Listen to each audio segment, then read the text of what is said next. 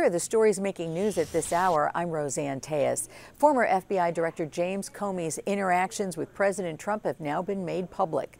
Mola Lenghi has the latest from the White House.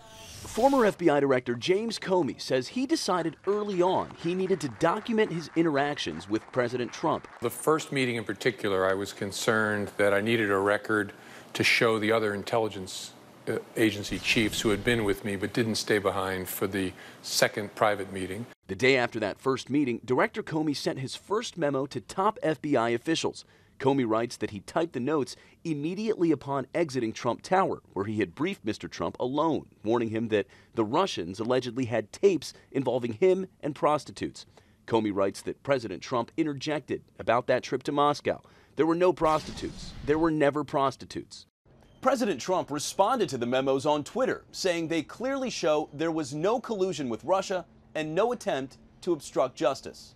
Comey says the president may have tried to obstruct justice when he believes Mr. Trump asked him to stop an FBI investigation into former National Security Advisor Michael Flynn.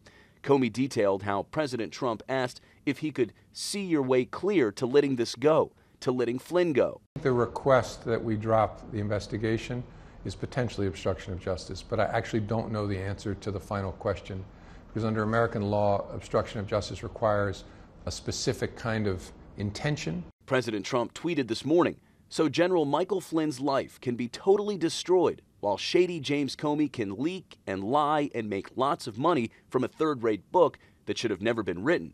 Is that really the way life in America is supposed to work? I don't think so." Mola Lenghi, CBS News, the White House. And here's Megan Glaros with a check of your forecast. Hey everybody, we're looking at a forecast that actually looks like spring. It is April.